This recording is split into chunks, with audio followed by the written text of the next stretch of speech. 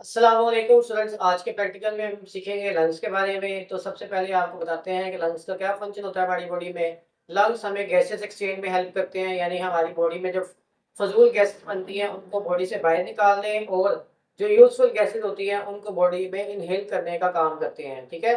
तो लंग्स जो है वो हमारी थोरेसिक कैविटी के अंदर मौजूद होते हैं, सीने के अंदर जो खला होता है उसके अंदर मौजूद होते हैं।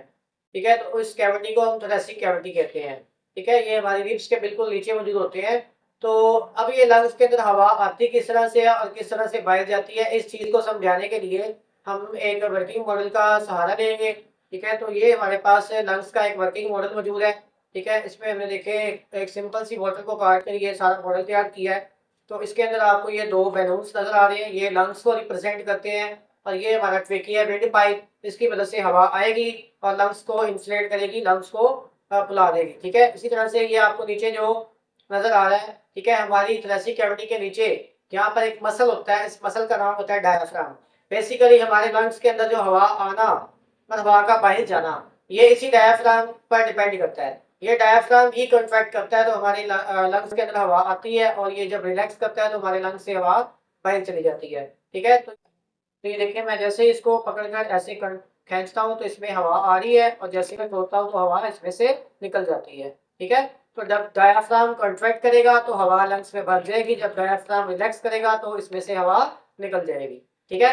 तो ये सिंपल सा इसका असूल है, क्योंकि जब हम डायाफ्राम को कॉन्ट्रैक्ट करते हैं तो इसके अंदर की स्पेस बढ़ जाती है।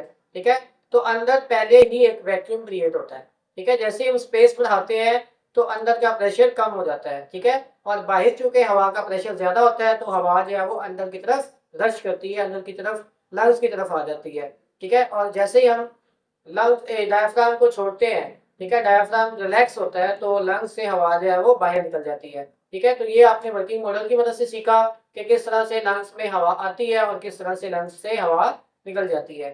ठीक है। अब हमारे पास रियल लंग्स भी मौजूद है एनिमल्स के। ठीक है। तो इसकी मदद से हम सीखेंगे कि किस तरह से जब लंग्स में हवा बनती है तो लंग्स जो है वो किस तरह के दिखाई देते हैं, और जब इनमें से हवा निकल जाती है तो ये किस तरह के दिखाई देते हैं।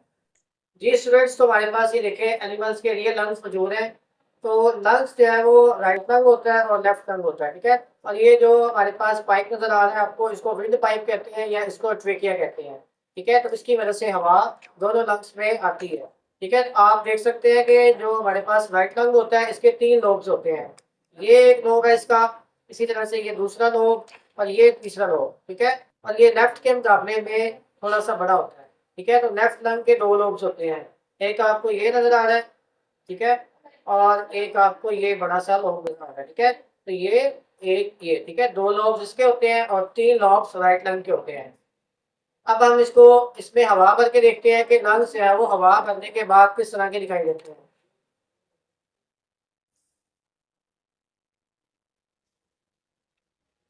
ये देखिए स्टूडेंट्स, जो लंग्स है वो अपने असल वॉल्यूम से कितने ज्यादा बड़े हो जाते हैं। ठीक है। तो ये जस्ट लाइक अ बैलून, ठीक है, इनकी जो नेचर होती है वो स्पॉन्जी होती है, बैलून की तरह ये इंफ्लेट हो जाते हैं। ठीक है। तो जब इनमें हवा भरती है तो ये लंग्स इस तरह से फूल जाते हैं, और जब इनमें से हवा निकालेंगे तो ये बिल्कुल इस तरह से डिफ्लेट हो जाते हैं। ठीक है। तो इस तरह से लंग्स में हवा भरती है और लंग्स से हवा निकल जाती है। तो आज के प्रैक्टिकल में आपने सीखा कि लंग्स के अंदर हवा किस तरह से एंटर होती है और किस तरह से इसमें से हवा बाहर जाती है। ठीक है। तो आज के प्रैक्टिकल के लिए बस इतना ही। तो नेक्स्ट प्रैक्टिकल तक के लिए अल्लाह हाफिज।